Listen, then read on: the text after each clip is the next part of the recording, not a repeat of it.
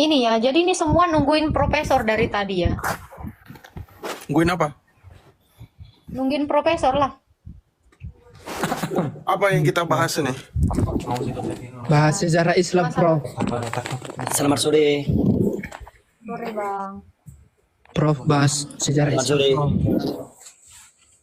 Ya. King Ubay, Islam atau Kristen King Ubay? Boleh. Islam. Wih, Mau Mantap. tanya, Baru datang. Thank you Om Beta. waduh.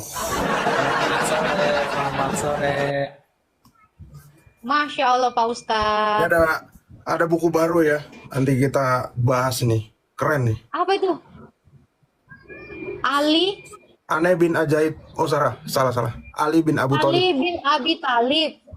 Masya Allah, bagus banget bukunya itu. Wah, keren. Oh, si Ali ternyata bikin buku ya, Bro?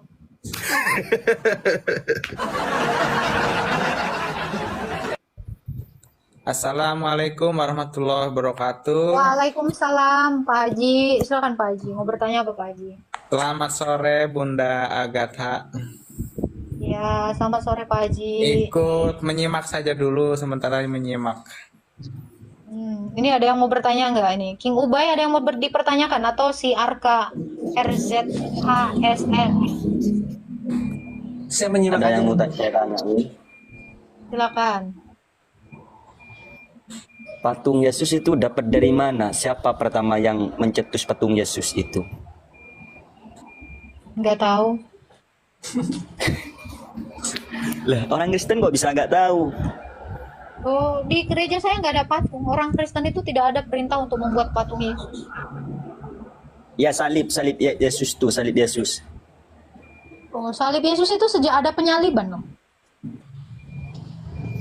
Sejak ada penyaliban. sudah Terus gambar dibuatkan, mukanya itu siapa yang Itu sudah dinubuatkan di ngelukis? dalam Itu sudah dinubuatkan di dalam Tauratnya Musa ya. Ulangan 21 ayat 22 sampai 23. Ya, penyaliban itu memang sudah akan ada gitu, akan terjadi. Musa sendiri Penyaliban sudah memang sudah ada di menubuatkannya. kitab. Lalu sebentar, Di agama itu di dalam Tauratnya Musa ya. Di dalam kitab Mazmur ya. Daud juga sudah menubuatkan bahwa dia itu tertusuk kaki dan tangannya di atas kayu salib itu. Di dalam Mazmur 22. Jadi penyaliban itu memang dikonfirmasi kitab nabi-nabi terdahulu, Taurat dan Mazmur itu. maksudnya bukan masalah salibnya, ini masalah mukanya gitu. Kok bisa menggambar muka seseorang dijadikan Tuhan gitu loh. Oke, yang digambarkan itu adalah kemanusiaan oleh Rasul Lukas.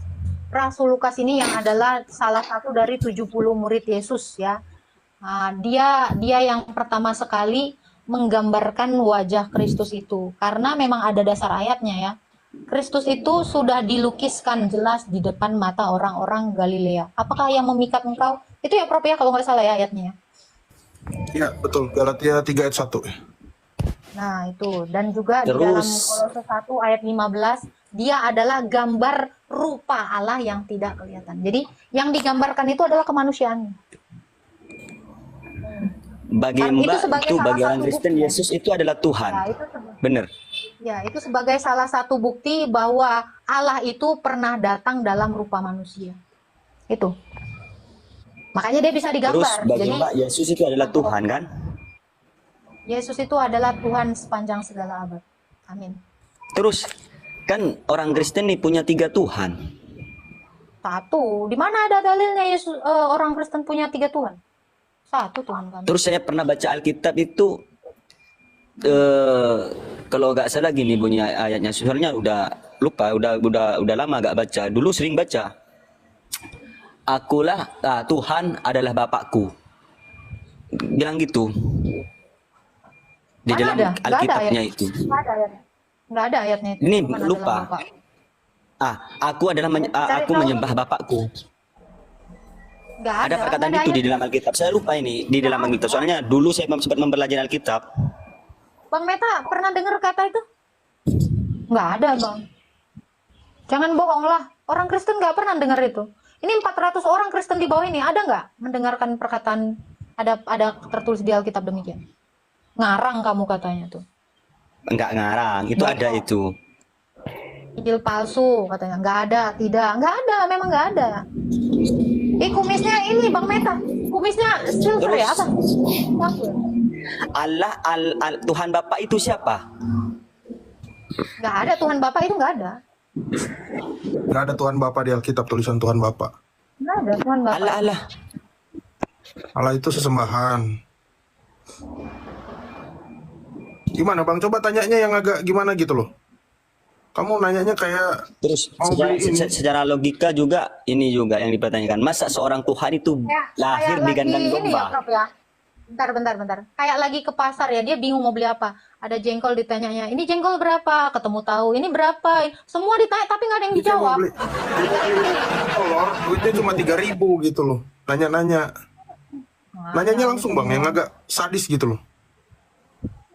Bikin Prof ini nggak bisa ngomong, tanya tentang Paulus ke gitu. Tanya aja Bang. Ayo dibuka mute-nya Bang. Paulus itu nabi palsu bilang Bang. Paulus Namanya itu King bikin Ubay kitab. lagi. Ubay itu namamu apa itu? Ubaidillah kah? Ubaidillah bin Ka'af. Ubaidillah itu di Islam itu ada dua nama Ubay ya. Satu Ubaidillah bin Jahas. Itu adalah sahabat Muhammad yang pertama kali masuk Kristen. Sahabat Muhammad loh, Ubaidillah bin Jahas, sepupunya. Yang kedua, Ubaidillah yang membunuh Hussein, cucunya Muhammad. Jadi dua nama Ubay ini penghujatan buat Muhammad sebetulnya. Betul ya? Bentar itu Pak David itu lagi nyari deh di Google. Ini ada Pak Herman Jaya ini nanya, lu Islam atau Kristen? Kristen dong. Kristen, saya pakai peci karena kalau saya buka ini terang nanti, terang. Kalian nggak fokus ke ucapan saya, fokus ke terangnya di sini.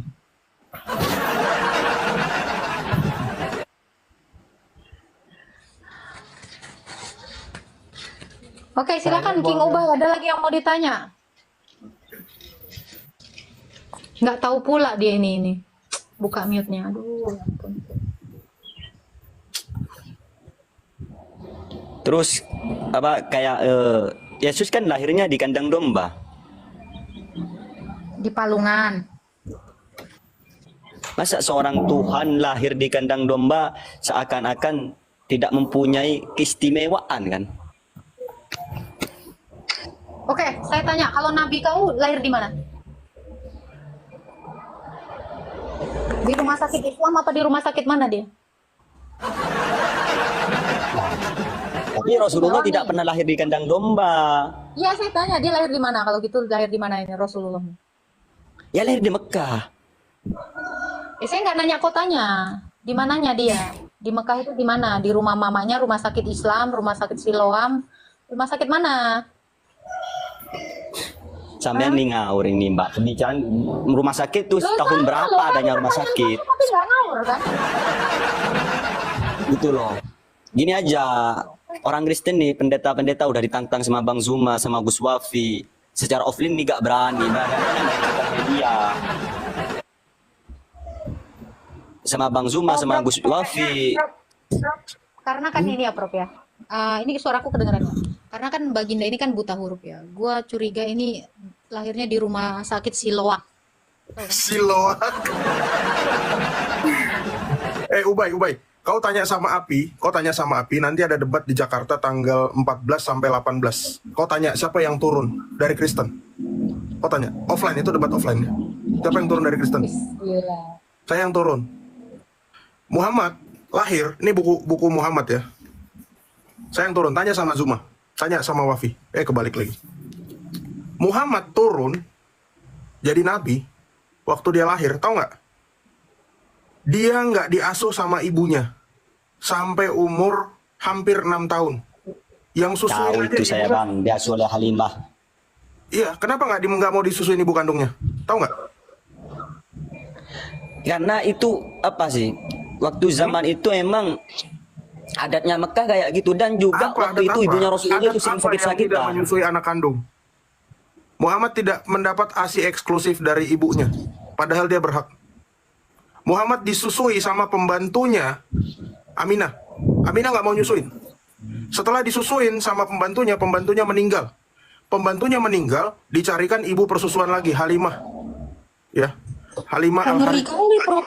Iya, Halimah membalikan Aminah itu bukan pembantunya, Bang. Aminah itu bukan Halimah itu pembantunya. ibu persusuan yang menjual susunya untuk penduduk-penduduk Mekah yang anaknya kurang gizi.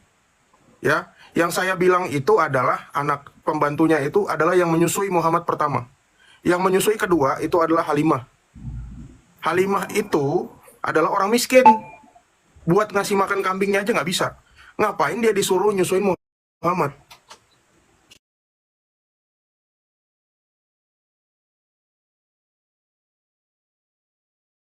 Bentar ya, aku tunjukin datanya. Nama pembantunya itu kalau nggak salah Sarwendah namanya. Istrinya Ruben Onsu. Oh ya. Kamu bilang tadi pembantunya itu Aminah. Aminah itu ibunya Rasulullah. Ibunya Nabi Muhammad. Pembantunya Aminah menyusui Muhammad. Setelah pembantunya Aminah mati, digantikan sama Halimah. Gitu loh. Sebentar, saya tunjukin lagi. Ini ternyata aku baca biografinya ya, cukup 1 malam. Makanya tadi malam tidur cepat.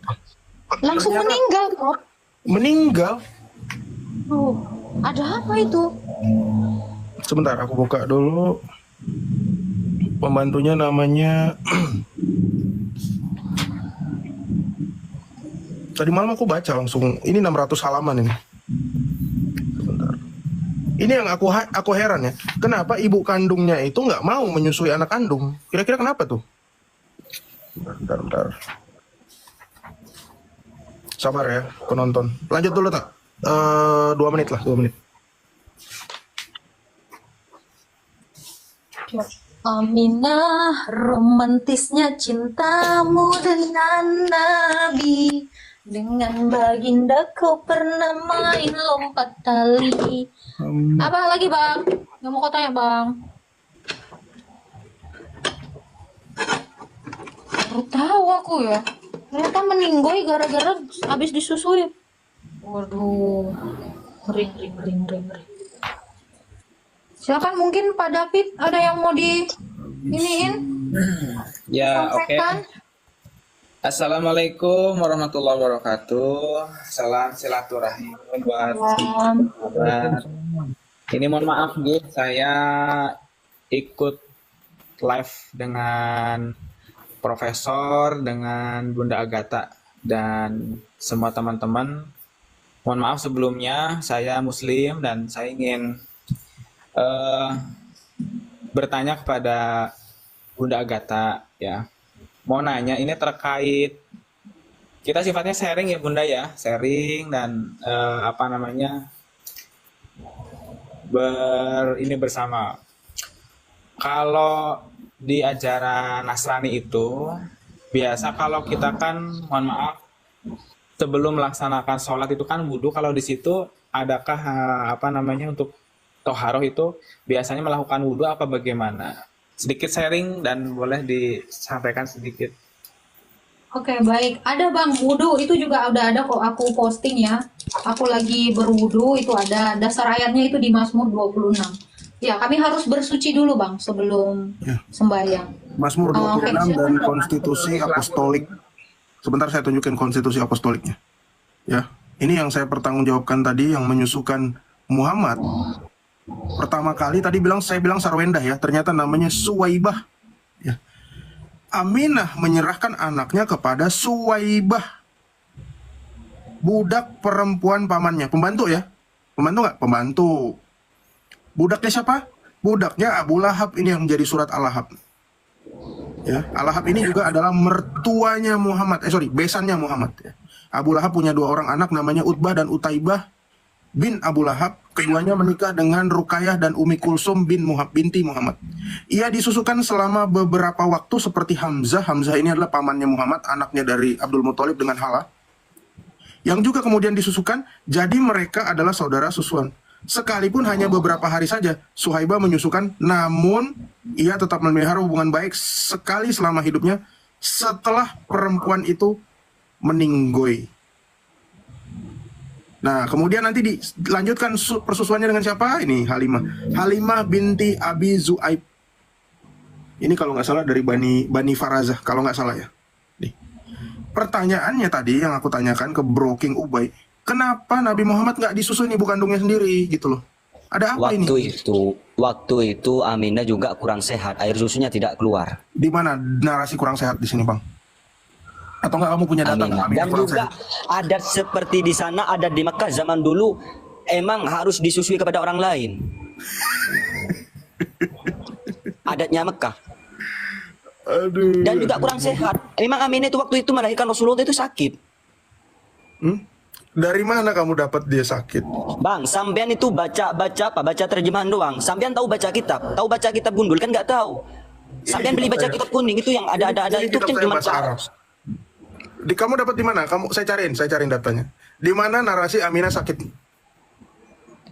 Cari risalah, kitab-kitab kuning itu kalau banyak terjemahan sekarang banyak dipelencengkan, bahkan Al-Quran pun dipelencengkan sekarang sama orang-orang yang benci sama Ini cara Islam. jawabnya, astaga.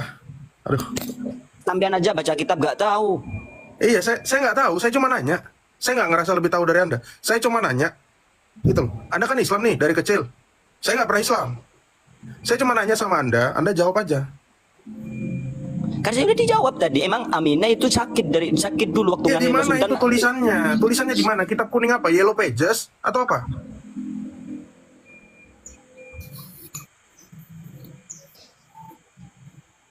Sampean tuh beli kitab kuning karangan Nawawi. Imam Ahmad bin Hambal coba. Terus Ya, ada di situ. ya Allah. Ya Abdullah bin saya Sakit apa dia? Sakit apa? Ahmad seorang dari Tarim tuh beli itu kitab. Namanya kitabnya saya lupa dulu. Orang yang dirahmati sama Allah, masa dia lahir ibunya sakit? Saya tahu kamu ngarang. Ya, kok ngarang? Kacau. Saya sih tahu ya Anda ngawur ya. Tapi masa membela agama itu pakai dusta? Apa diperbolehkan?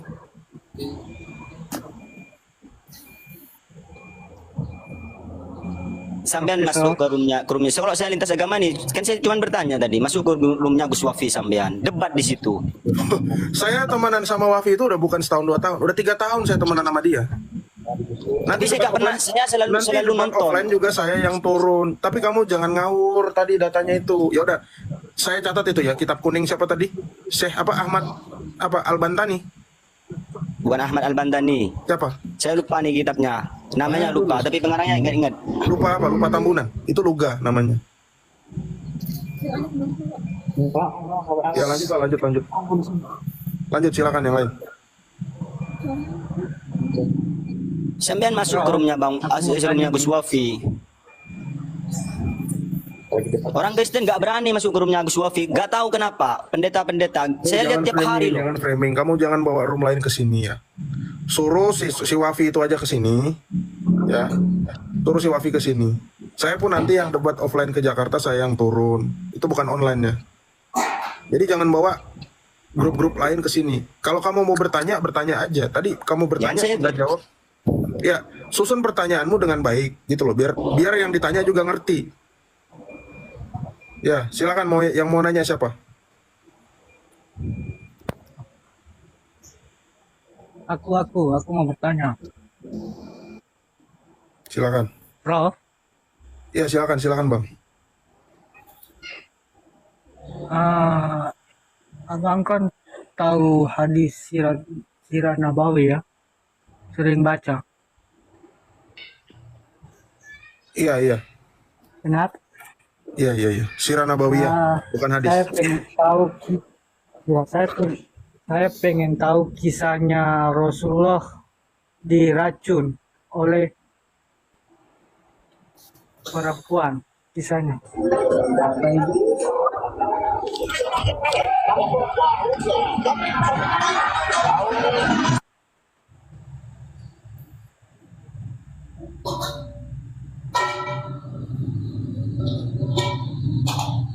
menurut Profesor, Rasulullah itu diracun itu kira-kira dia mati atau bagaimana?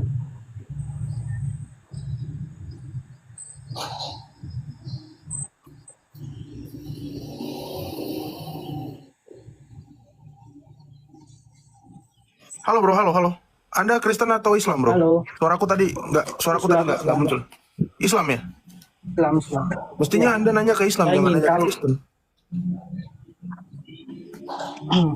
Kalau saya pakai buku ini, saya pakai buku yang saya tampilkan ini, saya dapat jawabannya.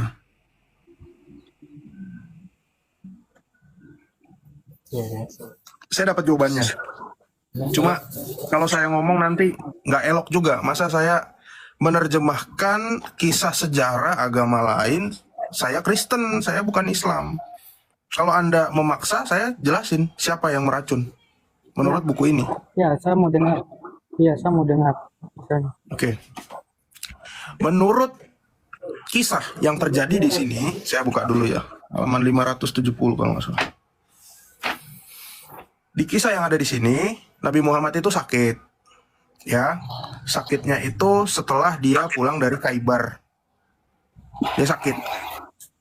Ya, Khaybar itu kejadiannya 3 tahun sebelum dia meninggal. Nah, waktu dia sakit itu dia mengeluh.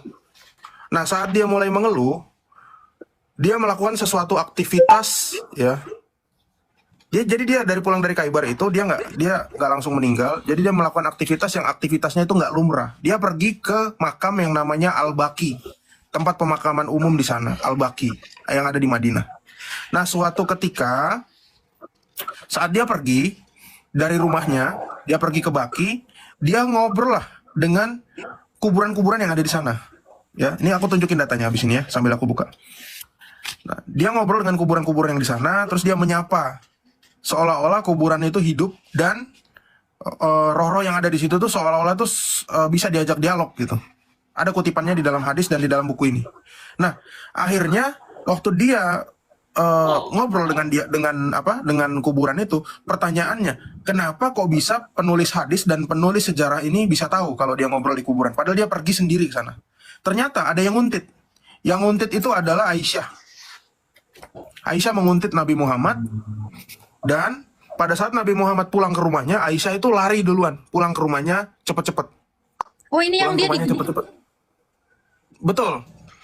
Dan aku tahu apa yang dipukul sebetulnya di situ. Sebetulnya bukan cuma dada, ada di buku ini. Ya, dia pulang cepet-cepet. Aisyah itu kemudian diinterogasi sama Muhammad waktu nyampe rumah. Ya, kamu dari mana? Itu ada di hadis Nasai 50-10 kalau nggak salah ya hadisnya. Imam Nasai, hadis Nasai, 20-10 ya. Sebentar. Saya 2010, Prof. Betul. Tunggu ya, aku tunjukin ya.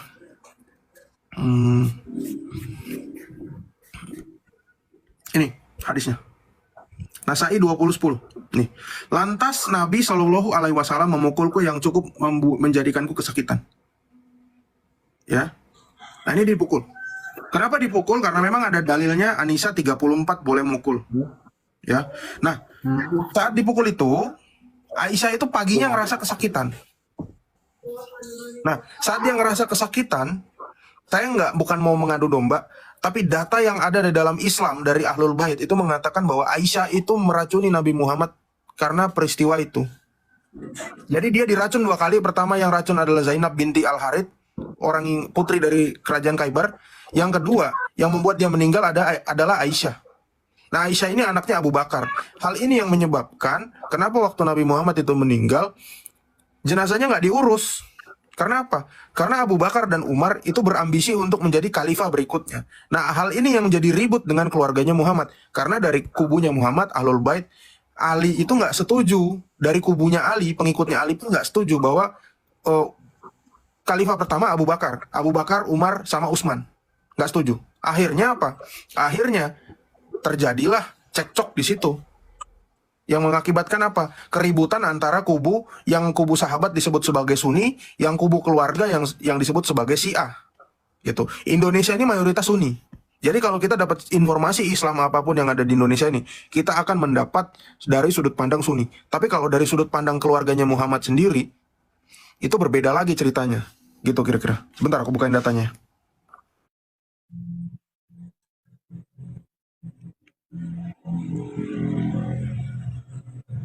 Itu Bang. Kematian Muhammad. Jadi intinya Nabi Muhammad diracun tidak mati toh? Diracun wanita Yahudi nggak mati, tapi dia meninggal diracun oleh Aisyah karena Aisyah ditabok. Yang dijotos itu kepalanya yang dipukul. Sebentar, Ya, sebentar. ya. Coba Profesor baca Alkitab Yeremia 23 ayat 15. Apa itu coba bacain? Coba baca. Berbunyi, sebab itu beginilah firman Tuhan semesta alam mengenai para nabi itu. Sesungguhnya aku akan memberi mereka makan ibu dan minum racun. Itulah saudara-saudaraku, jika ada seseorang yang mengaku nabi, tapi ternyata mati karena makan dan minum racun, pastilah itu nabi palsu. Jadi Nabi Muhammad itu nabi palsu atau nabi Nabi bagaimana? palsu berarti. Oh, dia kan tidak mati tadi diracuni. Bukan dia diracun Aisyah tadi saya bilang. Kamu yang bilang palsu berarti.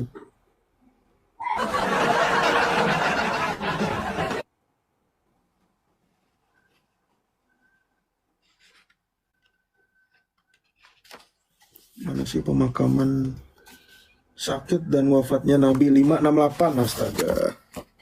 568. Ya silakan dulu teman-teman ya. Sorry aku mesti buka buku nih ya.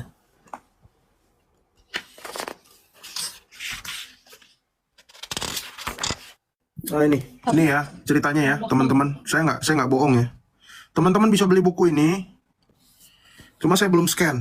Di buku ini nggak ada di Libgenrus nggak ada. Ini karena ini bahasa Indonesia. Haikal Hasan. Nih bab tentang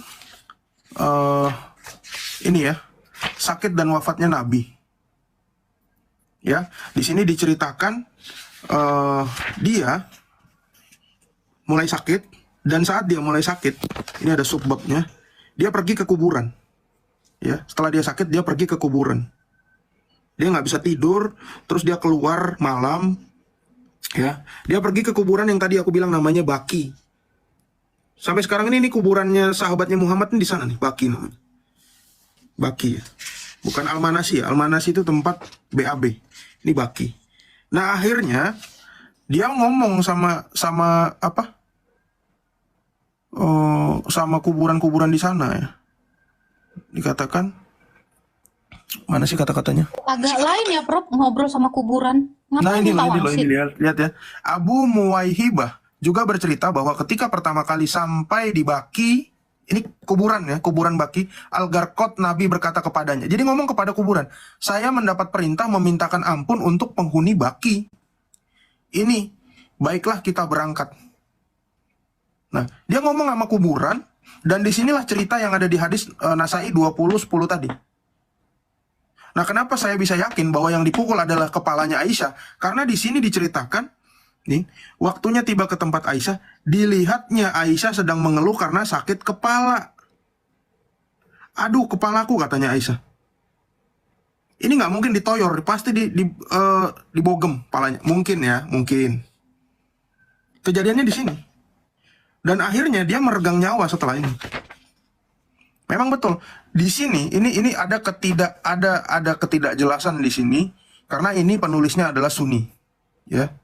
Tapi ada missing link yang saya ketemu dengan sumbernya dari teman-teman Syiah. Ya bukan saya mau membenturkan, tapi ada missing link yang di sini yang kurang jelas. Tiba-tiba dia meninggal aja, nggak dijelasin sakit apa.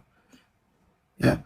Ini missing link yang justru kita bisa ketemu. Kenapa nanti ada Sunni, ada Syiah, dan nanti Anda baca di sini buku yang Ali bin Abu Thalib, Anda ngerti kenapa Ali bisa jadi khalifah keempat setelah Utsman. Anda akan paham. Ini juga saya baca ini. Saya baca nih dari tadi pagi saya baca ini. Ternyata Ali bekerja sama dengan anaknya siapa tahu nggak tak? Halo? Anaknya siapa, Prof? Nggak tahu. Oke. Ali ini adalah menantu Muhammad. Dia menikah dengan anak kandungnya Muhammad, anak kesayangan Muhammad namanya Fatimah Az-Zahra.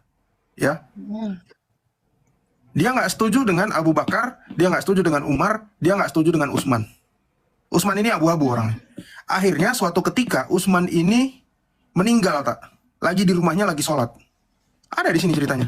Dia meninggal lagi sholat, tangannya dipotong. Sama siapa? Orang ini Islam. yang ditusuk pisau ya? Oh. Ali ditusuk pisau, tapi Utsman tuh tangannya dipotong. Pelakunya siapa? Pelakunya siapa? Seluruh Islam di Indonesia nggak mau ngasih tahu pelakunya siapa. Kenapa? Tahu nggak? Siapa, Bro? Abu Bakar. Pelakunya adalah anak bungsu dari Abu Bakar. Anak bungsu dari Abu Bakar, jadi anak angkatnya Ali bin Abu Thalib. Ya.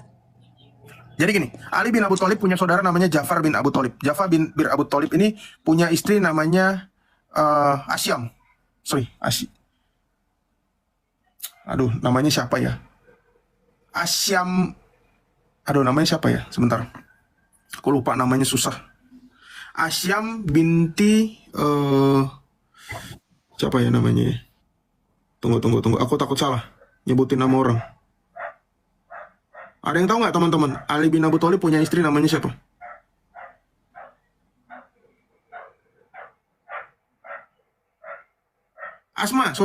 Asyam. Asma binti Umais. Ya. Oke. Gini, Ali bin Abu Thalib punya saudara kandung namanya Ja'far bin Abu Thalib. Ja'far bin Abu Thalib punya istri yang namanya Asma binti Umais. Asma binti Umais, waktu Ja'far meninggal, dia jadi istri keduanya Abu Bakar. Abu Bakar punya anak dari Asma, namanya Muhammad bin Abu Bakar.